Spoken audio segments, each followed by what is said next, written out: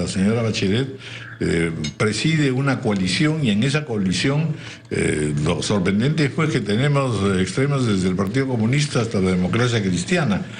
¿Habrá un entendimiento cabal? ¿Podrán presentarse algunas dificultades en el camino? Porque de hecho, en este terreno de la discusión acerca de la desigualdad, también tenemos ultrismos, ¿no es cierto? Posiciones extremas y polémicas. Pero, si usted me permite, hay una corrección que yo quisiera hacer. Es que no es desde un extremo al otro, porque no son extremos. Ni el Partido Comunista ni la Democracia Cristiana han planteado posiciones extremas respecto de ninguno de los puntos que nosotros entendemos debemos empujar en este programa. Nosotros entendemos que un programa de la magnitud que estamos planteando, vale decir, una transformación muy importante, radical, diría yo, de la educación chilena, ahí sí me atrevo a usar el concepto de radical, o una nueva constitución que le dé al país un instrumento básico de acuerdo a lo que el país es hoy, no a lo que el país era en 1980, y menos aún heredar una constitución que tiene su origen en el peor y en el más negro de los momentos de la historia de Chile. Naturalmente que ese trabajo requiere de un compromiso muy profundo de los distintos partidos.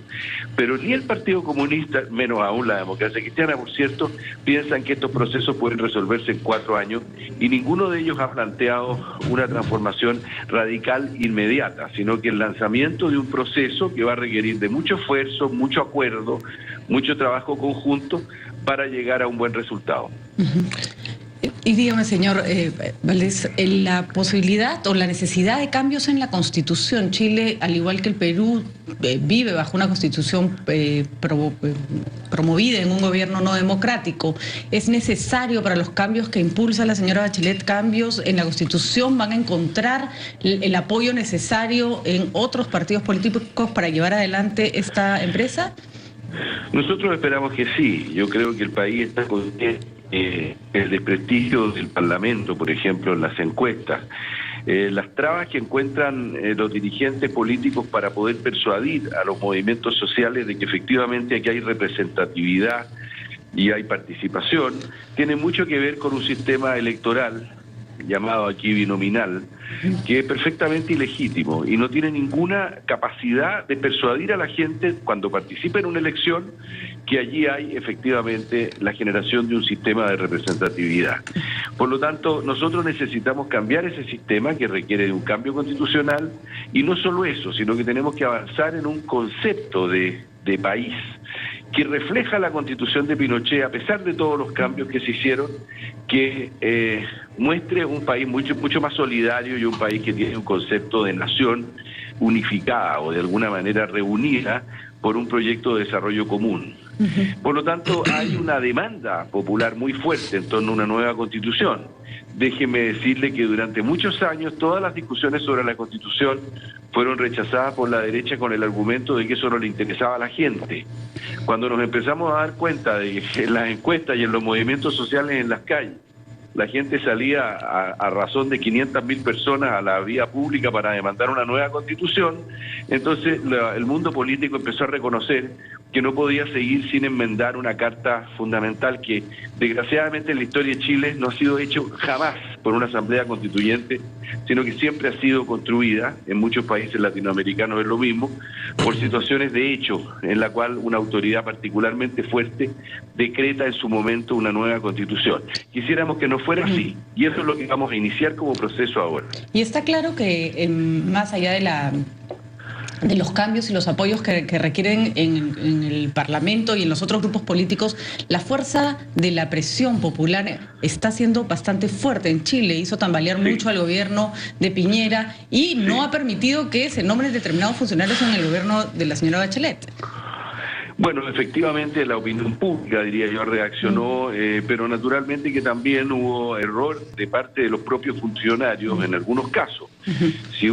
Aquí nos encontramos con 2 casos que no tienen que ver con movimiento social, digamos la verdad.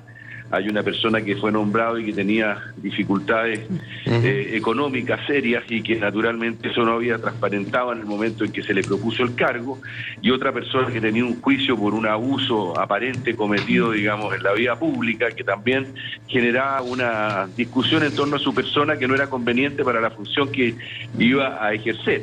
Por lo tanto, en esos dos casos no hay presión. Lo que sí en los otros casos se ha dado un reclamo que centró la discusión, de nuevo, digo, en torno a las personas y no en torno a las tareas. Y obviamente los dos decidieron renunciar, tanto la subsecretaria de Educación como una subsecretaria de Defensa. Sí. Ahora, yo quería consultarle sobre lo siguiente. La llegada del señor Sebastián Piñera o durante su gobierno supuso el fortalecimiento de la Alianza del Pacífico por el acento que puso en materia de relaciones exteriores su gobierno. La llegada de Michelle Bachelet anuncia más bien un giro o un fortalecimiento, un mayor acento hacia UNASUR en detrimento de la Alianza del Pacífico. A ver, la Alianza del Pacífico tiene en el gobierno de Sebastián Piñera y en el nuevo gobierno interpretaciones distintas. Para nosotros, y permítame que en este caso hable en términos muy personales, los acuerdos comerciales con el Perú, tuve el honor de ser el jefe de la delegación chilena en la negociación del primer acuerdo entre Chile y Perú en materia comercial. Los acuerdos con México, me tocó a mí negociar los dos acuerdos. El acuerdo con Colombia, yo también fui el jefe negociador en esos acuerdos, fueron hechos todos durante el periodo de la concertación. El gobierno de Sebastián Piñera agregó a esos acuerdos algunos elementos que son valiosos, como las becas, el libre tránsito, algunos aspectos de servicio, etcétera. Pero los acuerdos ya estaban, por lo tanto que se nos diga ahora de que esos acuerdos constituyen una enorme revolución en la forma como Chile se vincula al mundo exterior, la verdad es que constituye, por decirlo menos, una tremenda exageración. Ahora, nosotros valoramos esos acuerdos, ¿cómo no?, si nos lanzamos nosotros mismos.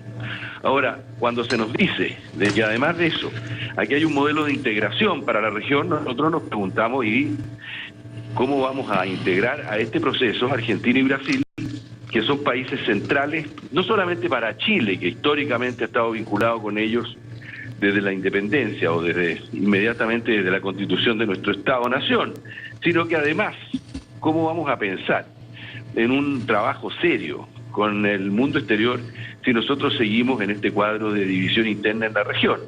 Por lo tanto, no es que nosotros no valoremos la alianza, la valoramos muchísimo.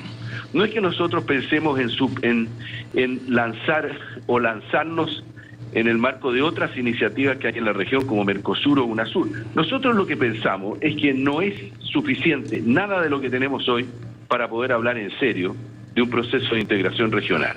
Y desde ese punto de vista nos vamos a abocar a trabajar muchísimo más en todos los organismos. No se trata de suprimir o reducir nada, sino que de equilibrar lo que ya existe. Y desde ese punto de vista, sin duda que vemos con preocupación la parálisis de UNASUR, una parálisis que es evidente. Vemos con preocupación la parálisis del Mercosur, que es también un proceso que requiere evidentemente de que sus miembros se pongan a trabajar para avanzar en un proceso de apertura económica mucho mayor. Y nos interesa mucho iniciar un diálogo con Brasil que permita entender exactamente cómo podemos dar impulso al conjunto de iniciativas que hay en la región y que hoy día las vemos en una situación de menoscabo. Por lo tanto, repito, la Alianza del Pacífico forma parte de nuestro bagaje y vamos a seguir trabajando en ella intensamente. Pero entendemos bien de que ese no es el mecanismo de integración general, ni constituye tampoco una suerte de panacea, o como se dijo ayer aquí en Santiago, una darling del mundo financiero internacional. No nos interesa eso. Nos interesa profundizar estos acuerdos con cada uno de los países que conforman esto, pero mirar en serio que el proceso de integración no puede hacerse dejando de lado países del tamaño y la dimensión de Brasil o de Argentina sin atención, simplemente porque en ese momento nuestra política monetaria o la situación financiera que tienen los países es diferente. Señor ex canciller, vamos a hacer una pequeña pausa y luego continuamos, por favor, con la conversación.